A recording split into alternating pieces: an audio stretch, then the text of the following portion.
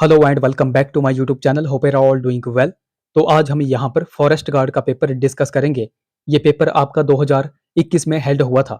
अब आप सभी यही सोच रहे होंगे कि इस पेपर को डिस्कस करने का इस टाइम क्या अर्थ है। सबसे पहले आप सभी को पता है कि पुलिस कांस्टेबल के एग्जाम की डेट आ चुकी है और कांस्टेबल और फॉरेस्ट गार्ड के सिलेबस में बिल्कुल भी अंतर नहीं है। जिस तरह से फॉरेस्ट गार्ड में हिमाचल जी के हिंदी, इंग्लिश और मैथ्स पूछा जाता है, उसी प्रकार कांस्टेबल के भी एग्जाम में एचपीजी के हिंदी, इंग्लिश और मैथ्स पूछा ही जाता है। बाकी आप सभी को पता होगा कि हिमाचल जी के हिंदी और इंग्लिश, यह बेसिकली देखा जाए तो हिमाचल के लगभग हर एक एग्जाम में पूछी ही पूछी जाती हैं। चाहे वह जेओए का एग्जाम हो गया, क्लर्क का एग्जाम हो गया, TGT, JBT, LT, medical, non medical commission, patwari, panchayat secretary, जो भी एग्जाम देख लो तो उनमें हिमाचल जी के हिंदी और इंग्लिश पूछी ही पूछी जाएगी। तो मैं यहाँ पर क्या बोल रहा हूँ, इन सभी के सभी एग्जाम्स को ध्यान में रख करके ये क्वेश्चंस आपको देखने हैं। तैयारी देखो आपको बिल्कुल बेसिक से ही करनी पड़ती है। बिल्कुल बेसिक से ही आपको पता चलना चाहिए कि किस तरह के क्वेश्चंस आपके एग्जाम में पूछे जाते हैं। ये आपको यहाँ पर चेक करना है। एडवांस की भी तरफ हम धीरे-धीरे यहाँ पर बढ़ेंगे। पहले आपका बेसिक ही यहाँ पर पक्का होना चाहिए, तभी जो है तो आगे बढ़ने का फ़ायदा है। आप सभी को पता है कि यही वो बेसिक क्वेश्चंस होते हैं जो आपको आपकी मेरिट से 1-2 नंबर से या तो बाहर कर देते हैं या फिर आपकी सिलेक्शन करवा देते हैं। तो इन्हीं क्वेश्चंस को ध्यान में रख करके आपको ये वीडियो बिल्कुल ध्यान से देखनी है। तो चलिए फिर बिना टाइम वेस्ट किए जो है तो वीडियो को शुरू करते हैं। तो क्वेश्चन नंबर 1 है हमारा, in Himachal Pradesh maximum rainfall is received due to. तो हिमाचल प्रदेश में अधिकतर वर्षा किस रेनफॉल से होती है? तो वो होती है दक्षिण पश्चिम मानसून से। ऑप्शन ए देखो यहाँ पर बिल्कुल करेक्ट हो जाएगा।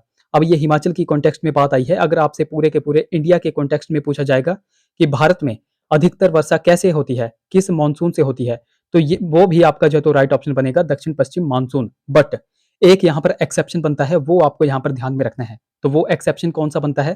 तो वो बनता है तमिलनाडु का कोरोमंडल कोस्ट। अब जब भी आपसे पूछा जाएगा कि तमिलनाडु के तट पर जो तमिलनाडु का कोरोमंडल कोस्ट है, उस पर किस मानसून के द्वारा बारिश होती है, तो वो आपको ध्यान में रखना है। तो वो होती है उत्तर पूर्वी मानसून के द्वारा, जो कि ऑप्शन सी में देकर के रखा है। ये क्वेश्चन देखो बहुत बार एग्जाम में बनता है, क्योंकि कोरोमंडल कोस्ट पर उत्तर पूर्वी मानसून बारिश करवाता है अक्टूबर से लेकर के फरवरी महीने के बीच में। ये आपको पता होना चाहिए। जबकि हिमाचल प्रदेश में अधिकतर वर्षा आप सभी को पता चल गया दक्षिण पश्चिम मानसून से होती है, और ये वर्षा जो है तो अक्टूबर, ये वर्षा होती है हमारी जून से लेकर के सितंबर के बीच में। जून से सितंबर के बीच में ये आपको ध्यान में रखना है। ये क्वेश्चंस देखो बहुत बार एग्जाम में पूछे जाते हैं। जैसे अब क्वेश्चन नंबर 2 देखो, in Himachal Pradesh monsoon rains are received during dash months. तो यहाँ पर यही पूछा गया है। मैंने आपको अभी बताया कि हिमाचल में अधिकतर वर्षा होती है दक्षिण पश्चिम मानसून से। अब आपसे यहाँ पर मंथ से पूछे गए हैं कि किस महीने में यह वर्षा होती है, तो ये भी आपको पता होना चाहिए। ये होती है जून से लेकर के सितंबर महीने के बीच में। ऑप्शन ए देखो यहाँ पर बिल्कुल करेक्ट हो जाएगा। अब इस क्वेश्चन से संबंधित 2-3 पॉइंट्स मैं आपको बताऊंगा। सबसे पहला क्वेश्चन आपसे पूछा जाता है कि हिमाचल में प्रति वर्ष औसतन लगभग कितने सेंटीमीटर वर्षा जो है तो होती है। तो अगर आपसे प्रति वर्ष औसतन सेंटीमीटर वर्षा पूछेंगे तो वो हो जाएगी 160 सेंटीमीटर। ये आपको ध्यान में रखना है। ये मैंने आपको सेंटीमीटर में बताया। अगर आपसे मिलीमीटर में पूछेंगे तो वो हो जाएगी 1600 mm। ये भी आपको पता होना चाहिए। सबसे ज्यादा रेनफॉल हिमाचल में होती है धर्मशाला के कांगड़ा में। ये आपको पता चल गया। और सबसे कम कहाँ पर होती है? तो वो होती है लाहौल स्पीति में। तो सबसे ज्यादा कांगड़ा के धर्मशाला और सबसे कम लाहौल स्पीति में। ये भी आपको ध्यान में रखना है। ये बिल्कुल ही बेसिक से क्वेश्चन होते हैं जो कि बहुत बार एग्जाम में पूछे जाते हैं। Which one of the following is considered as the best fodder tree. तो निम्न में से कौन सा पेड़ चारे के लिए प्रयुक्त माना जाता है? तो आप सभी को पता होगा, हिमाचल के निवासी हैं तो वो माना जाता है ब्यूल। ऑप्शन ए देखो करेक्ट हो जाएगा। अगला question, which of the following is a green house gas. तो कौन सी यहाँ पर ग्रीन हाउस गैस है? तो देखो कार्बन डाइऑक्साइड हो गई, फिर मीथेन हो गई CH4, और क्लोरोफ्लोरोकार्बन। ये सारी की सारी जो है तो ग्रीन हाउस गैसेज हैं। ऑप्शन डी यहाँ पर करेक्ट हो जाएगा। इसके अलावा भी आपको ध्यान में रखनी है, जैसे नाइट्रस ऑक्साइड हो गई, और एक मोस्ट इंपॉर्टेंट ये वाली आपसे पूछी जाती है वाटर वेपर। आपसे पूछा जाता है कि क्या वाटर वेपर एक ग्रीन हाउस गैस है या फिर नहीं है। तो ये आपको ध्यान में रखना है कि वाटर वेपर बिल्कुल ग्रीन हाउस गैस है। ये आपको ध्यान में रखना है। कुछ एक बच्चे यहाँ पर भी कंफ्यूज हो जाते हैं। अगला question, increase in concentration of harmful gases in atmosphere which cause elements to living organisms is called. तो वातावरण में हानिकारक गैसों की वृद्धि जो जीव जंतुओं के स्वास्थ्य को हानि पहुंचाती है, तो उसको क्या कहा जाता है? तो उसको कहा जाता है वायु प्रदूषण, यानी कि air pollution. Option A correct हो जाएगा। अगला question, which of the following is the state tree of Himachal Pradesh. तो हिमाचल का राज्य वृक्ष आप सभी को पता है कौन है? तो वो हो जाएगा देवदार। ऑप्शन सी यहाँ पर करेक्ट हो जाएगा। उसी तरह हमारा राजकीय फूल कौन सा है? तो वो है गुलाबी बुरांश। उसी तरह हमारे हिमाचल प्रदेश का राजकीय पशु कौन सा है? तो वो हो जाएगा हिम तेंदुआ यानी कि स्नो लेपर्ड। उसी तरह हमारे हिमाचल का राजकीय पक्षी कौन सा है? तो वो हो जाएगा वेस्टर्न ट्रैगोपन, जिसको हम जुजुराना भी बोलते हैं। ये भी आपको ध्यान में रखना है। अगला question, in Una and Hamirpur district of Himachal Pradesh which of the following hills are found? तो जिला उन्ना और हमीरपुर में निम्नलिखित में से कौन सी पहाड़ियां पाई जाती हैं? तो ये आप सभी को पता है कि उन्ना और हमीरपुर में शिवालिक पहाड़ियां जो है फॉल करती हैं। ऑप्शन सी देखो यहाँ पर बिल्कुल करेक्ट हो जाएगा। शिवालिक की यहाँ पे बात आई है तो शिवालिक से एक क्वेश्चन एग्जाम में पूछा जाता है, जो तैमूर लंग था, तैमूर लंग ने कब जो है तो शिवालिक पहाड़ियों को लूटा था? और ये वाला क्वेश्चन मैं आपको बहुत बार करवाता रहता हूँ। तो तैमूर लंग ने शिवालिक पहाड़ियों को लूटा था, 1398 की यह बात है। और उस समय कांगड़ा का राजा कौन था? ये क्वेश्चन भी एग्जाम में बना हुआ है। तो उस समय कांगड़ा का राजा कौन था? तो वो था मेघचंद। ये आपको ध्यान में रखना है। ये क्वेश्चंस हैं जो कि बहुत बार हमीरपुर बोर्ड के भी एग्जाम में पूछे गए हैं और शिमला बोर्ड के भी एग्जाम में पूछे गए हैं। अगला question, which of the following is the state animal of Himachal Pradesh? तो यहाँ पर वही पूछा गया है कि राज्य पशु कौन है। वो मैंने आपको बता दिया, स्नो लेपर्ड यानी कि बर्फानी तेंदुआ। Option D correct. अगला question, Simbalwara national park is situated in which of the following district? तो सिंपलवाड़ा नेशनल पार्क कहाँ पर है? तो ये हो जाएगा सिरमौर जिले में। नेशनल पार्क की यहाँ पे बात आई है तो हिमाचल में टोटल नेशनल पार्क कितने हैं? तो वो हैं 5। सबसे बड़ा नेशनल पार्क कौन सा है? तो वो है ग्रेट हिमालयन नेशनल पार्क, जो कि कहाँ पर है? कुल्लू में। और सबसे छोटा कौन सा है? तो वो आपसे इसी क्वेश्चन में पूछा गया था, सिंबलवाड़ा नेशनल पार्क। अच्छा, ये जो सिंबलवाड़ा नेशनल पार्क है, इसकी स्थापना कब की गई थी? 2010 में इसकी स्थापना की गई थी, ये भी आपको पता होना चाहिए। उसी तरह हिमाचल प्रदेश का सबसे बड़ा जो नेशनल पार्क यानी कि हमने अभी देखा ग्रेट हिमालयन नेशनल पार्क, इसकी स्थापना कब की गई थी? तो इसकी स्थापना 1984 1984 को की गई थी, ये भी आपको पता होना चाहिए। और ये है कहाँ पर? कुल्लू में है।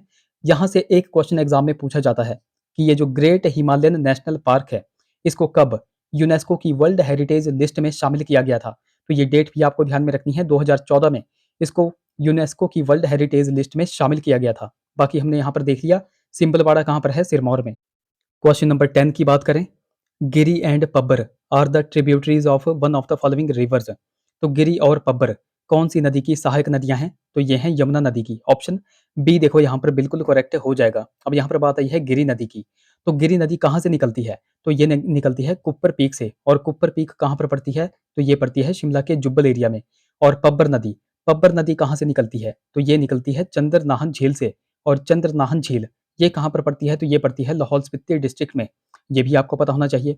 बाकी मैं आपको बार-बार बोल रहा हूँ कि अगर कोई बच्चा बिल्कुल बेसिक से तैयारी कर रहा है, या जब भी आपके एग्ज़ाम्स नज़दीक में आ जाएँ, तो उन बच्चों को मैं सजेस्ट कर रहा हूँ कि वो मेरी पुरानी हिमाचल की वीडियोज़ को देखें। अब वहाँ पर मैंने आई थिंक जो है तो 49 वीडियोज़ डाल रखी हैं। तो आपको क्या करना है, आपको 49 वीडियोज़ तो नहीं देखनी है, आपको लास्ट की 30 या फिर 35 वीडियोज़ जो है तो देखनी है। इससे क्या होगा, इससे आपको पता चलेगा कि किस तरह से एग्ज़ामिनर एक ही क्वेश्चन को लिंक करके किस तरीके से जो है तो उस क्वेश्चन से संबंधित बहुत से क्वेश्चंस बनाता था और आपसे पूछता था और आपको कंफ्यूज किया जाता था। किस तरीके से आप जो है तो खुद को यहाँ पर मेरिट में ला सकते हैं। तो उन वीडियोज़ को भी आपको चेकआउट करना है। बाकी देखो, अभी तक अगर आपने हमको टेलीग्राम और इंस्टाग्राम पे फॉलो नहीं किया है तो वहाँ पर जाकर फॉलो ज़रूर कर लें। लिंक देखो आपको डिस्क्रिप्शन में मिल जाएगा। बाकी लिंक कई बार चलता नहीं है तो आपको सिंपली टेलीग्राम पे जाना है और @लेट्स प्रिपेयर टू सर्च करना है, आपको हमारा चैनल मिल जाएगा। उसी प्रकार इंस्टाग्राम पे आप हमें चेकआउट कर सकते हैं और अगर अगर कोई क्वेरी होगी तो आप मुझे इंस्टा पे मैसेज कर सकते हैं। Next question, in which of the following places the factories for the extraction of turpentine oil from resin of pine trees are situated? तो बिरोजे के तारपीन का तेल निकालने के लिए बिरोजे के कारखाने निम्नलिखित किन स्थानों पर स्थित हैं? तो वो कहाँ-कहाँ पर स्थित हैं वो भी आपको पता होना चाहिए। तो एक तो बिलासपुर में स्थित है और एक सिरमौर के नाहन में स्थित है। बिलासपुर में रघुनाथपुरा में स्थित है और सिरमौर के नाहन में स्थित है, ये आपको पता होना चाहिए। ऑप्शन बी यहाँ पर करेक्ट हो जाएगा। अब इस तरह से भी क्वेश्चंस आपके एग्जाम में पूछे जाते हैं तो क्या पता आगे आपके एग्जाम में ये क्वेश्चन बन जाए कि पहली बिरोजा फैक्ट्री की स्थापना कब की गई थी? तो वो भी आपको पता होना चाहिए कि पहली बिरोजा फैक्ट्री की स्थापना 1948 में की गई थी। इस तरह से आपको क्वेश्चंस को लिंक करके चलना है। अगला question, in which of the following district the Chandratal lake is situated? अभी हमने देखा चंद्रताल झील कहाँ पर है, तो वो है लाहौल स्पीति में। ऑप्शन ए देखो यहाँ पर बिल्कुल करेक्ट हो जाएगा। लाहौल स्पीति की यहाँ पे बात आई है तो लाहौल स्पीति में कुछ और भी झीलें हैं, जैसे कि सूरजताल झील हो गई, दीपक ताल झील हो गई, यूनामसो झील हो गई, धनकर झील हो गई, सिस्सू झील हो गई। तो ये भी कुछ एक झीलें आपको पता होनी चाहिए। बाकी चंद्रताल झील को किन्होंने लोहित्य सरोवर कहा था? तो वो कहा था ह्वेनसांग ने। ये भी आपको ध्यान में रखना है। अगला question, in which of the following places the veterinary college of Himachal Pradesh is situated? तो हिमाचल प्रदेश में पशु चिकित्सालय महाविद्यालय कहाँ पर है? तो पशु चिकित्सा महाविद्यालय कहाँ पर है? तो वो है पालमपुर में, कांगड़ा के पालमपुर में। ऑप्शन बी करेक्ट हो जाएगा। अगला question, which of the following is an artificial man made lake in Himachal Pradesh? तो कौन सी मानव निर्मित कृत्रिम झील है? तो वो कौन सी है? तो वो है गोविंद सागर झील। ऑप्शन बी देखो यहाँ पर बिल्कुल करेक्ट हो जाएगा। अब ये जो गोविंद सागर झील है ये है कहाँ पर? तो ये है बिलासपुर जिले में। और हिमाचल प्रदेश की सबसे बड़ी प्राकृतिक झील अगर आपसे पूछेंगे तो वो कौन सी हो जाएगी? तो वो हो जाएगी रेणुका, जो कि कहाँ पर है? सिरमौर जिले में। अगले क्वेश्चन की बात करें, find out the mismatch between following match pairs. तो यहाँ पर आपको मिसमैच यहाँ पर बताना है, गलत जोड़ा आपको यहाँ पर बताना है। तो सबसे पहले बात की गई है all India institute of medical science in Himachal Pradesh, यानी कि एम्स कहाँ पर है? तो ये आप सभी को पता है कहाँ पर है, तो वो है बिलासपुर के कोठीपुरा में। ऑप्शन बी में देखो, वर्ल्ड फेमस हैंड करचीफ रुमाल, तो ये कहाँ पर प्रसिद्ध है? तो ये है चंबा का। ऑप्शन सी देखो छोटी काशी, तो ये मंडी को ही बोलते हैं बट।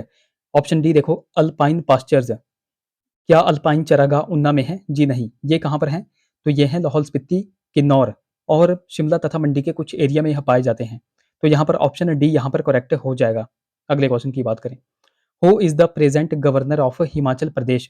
तो वर्तमान में हिमाचल प्रदेश के राज्यपाल कौन है? तो वर्तमान की अगर बात करेंगे तो वर्तमान में हमारे हिमाचल के राज्यपाल कौन है? तो वो हो जाएंगे शिव प्रताप शुक्ल। ये आपको ध्यान में रखना है, शिव प्रताप शुक्ल जो है तो हमारे प्रेजेंट में गवर्नर हैं। अच्छा, यहाँ से एक क्वेश्चन का आंसर आप सभी को जो है तो कमेंट करना है। तो वर्तमान की अगर बात आ ही गई है तो वर्तमान में हमारे चीफ मिनिस्टर, हमारे चहीते चीफ मिनिस्टर कौन है? वो देखो आप नीचे कमेंट्स में मुझे बताओगे। अगले क्वेश्चन की बात करें, अगला हमारा जो है तो यहाँ पर इंग्लिश का सेक्शन यहाँ पर चल पड़ा है। We dash to help the poor, तो 17 का राइट ऑप्शन जो है तो आउट हो जाएगा। We ought to help the poor, option C correct. अगला question, complete the sentence, a burnt child dreads the fire, option B यहाँ पर करेक्ट हो जाएगा।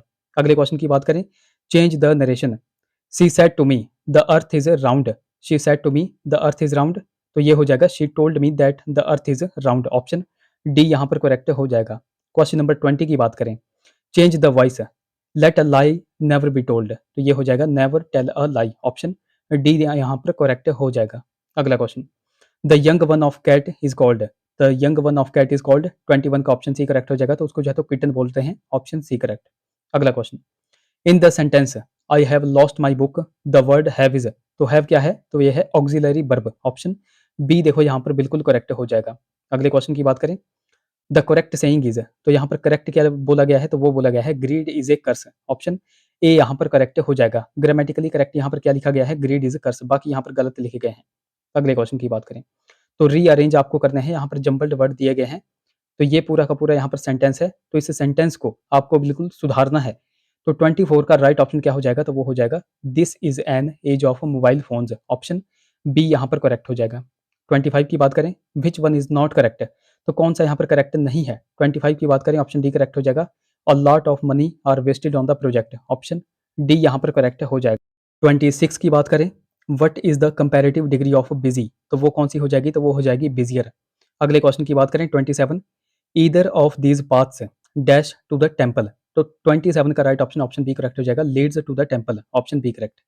Next question, they dash her since she was a child, तो 28 का right option, option A correct हो जाएगा, they have known her since she was a child, option A correct.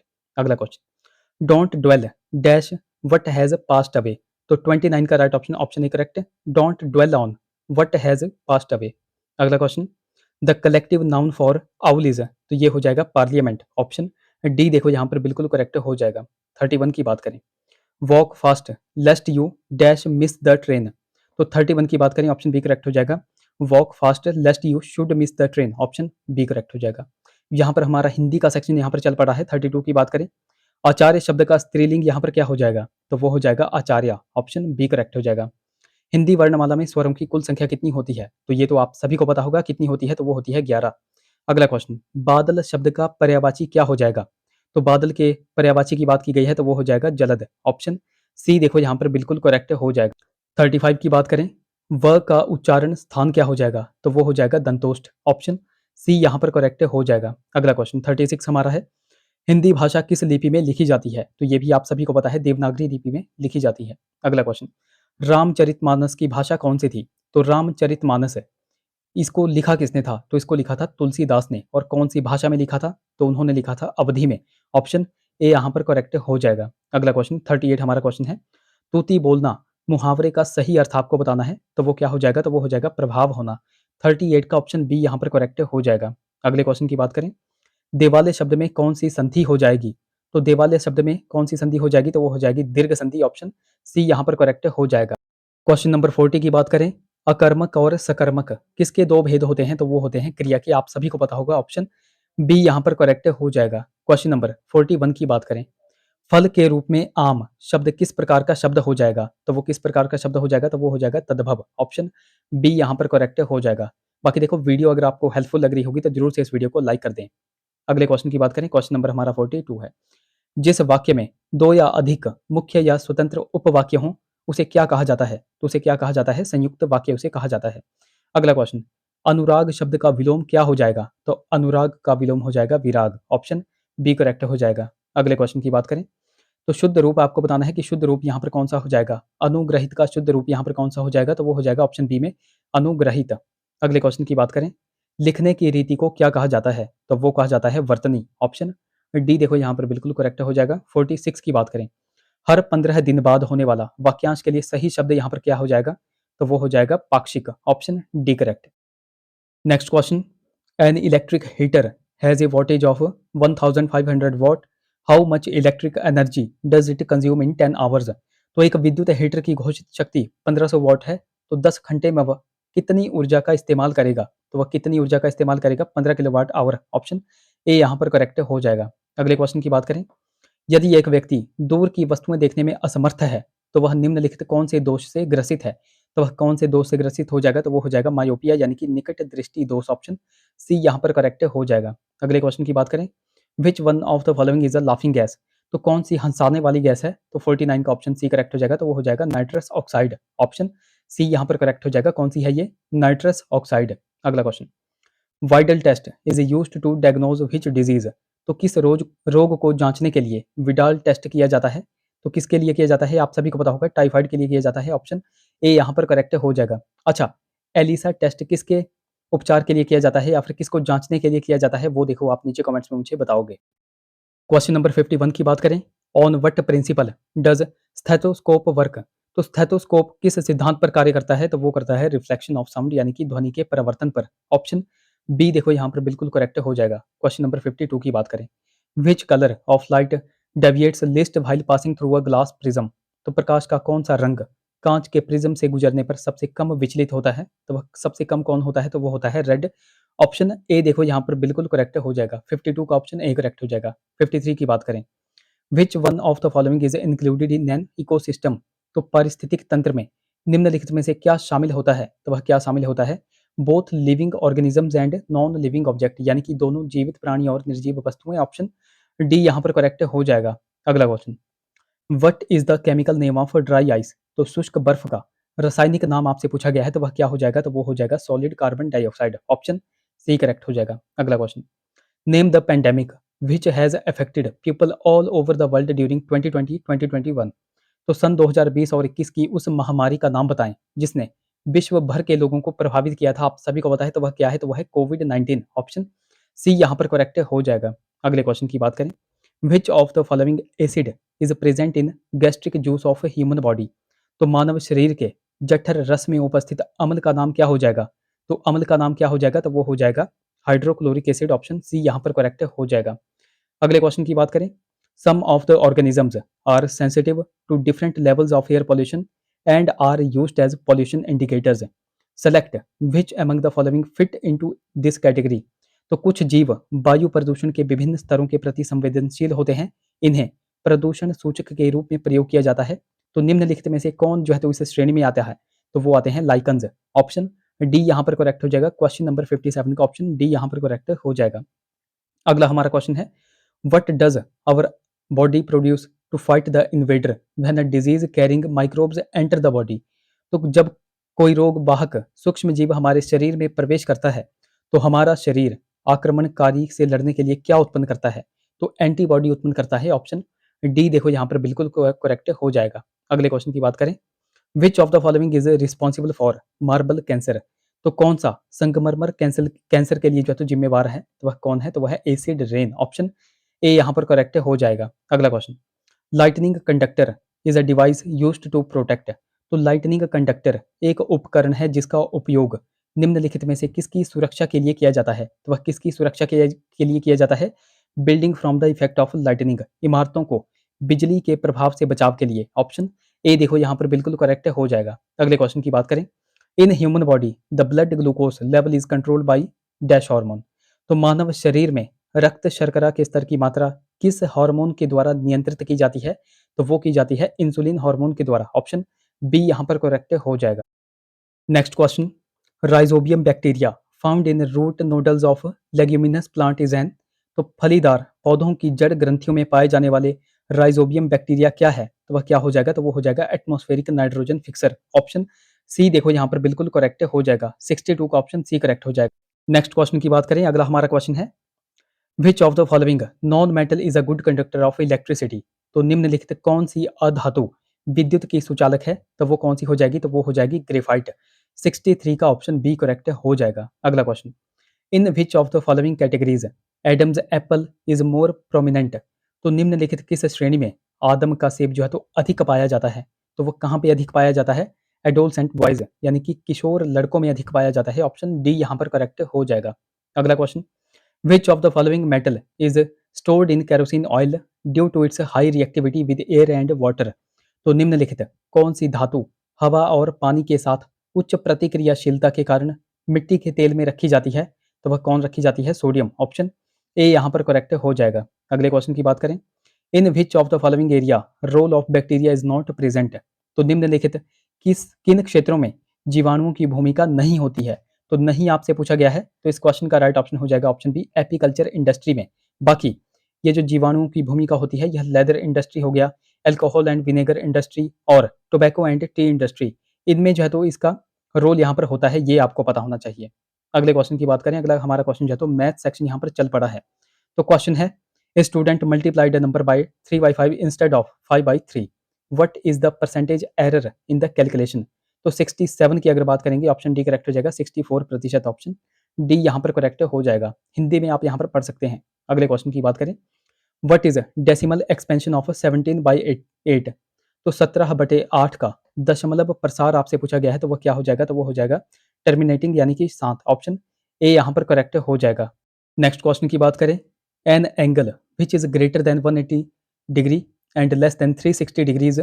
तो 180 से अधिक लेकिन 360 डिग्री से कम माप वाले कोण को क्या कहा जाता है? तो उसको कहा जाता है रिफ्लेक्स एंगल। ऑप्शन बी देखो यहाँ पर बिल्कुल करेक्ट हो जाएगा। 69 का ऑप्शन बी करेक्ट हो जाएगा। नेक्स्ट क्वेश्चन की बात करें, how many bags of grains can be stored in a cuboid granary of 12 metre multiply 6 metre multiply 5 metre if each bag occupies a space of 0.48 metre cube? तो एक घनाभ के आकार के गोदाम जिसका आयाम 12 मीटर, 6 मीटर और 5 मीटर है, कितनी अनाज की बोरियां इसमें आ सकती हैं यदि एक बोरी का आयतन जो है तो 0.48 मीटर क्यूब हो? तो कितनी आ सकती हैं? 70 का ऑप्शन जो है तो ऑप्शन बी यहाँ पर करेक्ट हो जाएगा। 750 ऑप्शन बी यहाँ पर करेक्ट हो जाएगा। 71 की बात करें, if two dice are thrown simultaneously the probability of getting a sum of 9 is? तो कितनी आ जाएगी प्रोबेबिलिटी? तो वो हो जाएगी 1/9। ऑप्शन सी यहाँ पर करेक्ट हो जाएगा। यदि दो पासों को एक साथ फेंका जाए तो इसकी प्रायिकता है कि उनका योग 9 हो, तो वो आ जाएगा 1/9। ऑप्शन सी यहाँ पर करेक्ट हो जाएगा। 72 की बात करें, if mode and mean of set of numbers are 8 and 9 respectively then the value of median will be? यदि सेट ऑफ नंबरों के माध्य और बहुलक क्रमशः 8 और 9 हो तो इसका माध्यक यहाँ पर पूछा गया है, तो वो हो जाएगा 8.67। 72 की बात करें, ऑप्शन बी यहाँ पर करेक्ट हो जाएगा। Next question, the area of rhombus having dia 1 is equal to 16 centimetre, dia 2 is equal to 12 centimetre will be? तो यदि एक समचतुर्भुज में डाया 1 16 सेंटीमीटर और डाया 2 जो है तो 12 सेंटीमीटर हो, तो इनका क्षेत्रफल क्या हो जाएगा? तो 73 का जो है तो राइट ऑप्शन हो जाएगा। Option B correct, 96 centimetre square. Option B correct हो जाएगा। अगला question, select the correct value of 1 plus cos theta 1 minus cos theta out of the following. तो 1 plus cos theta 1 minus cos theta का सरल और सही रूप जो है तो क्या हो जाएगा? तो 74 का राइट ऑप्शन हो जाएगा option A sine square theta. Option A यहाँ पर करेक्ट हो जाएगा। Next question, what will be the value of p for polynomial x cube plus 4x square minus px plus 8 if x minus 2 exactly divide it. तो बहुपद x cube plus 4x square minus px plus 8 के लिए p का मान क्या होगा यदि x minus 2 इसे पूर्ण रूप से भाग करें।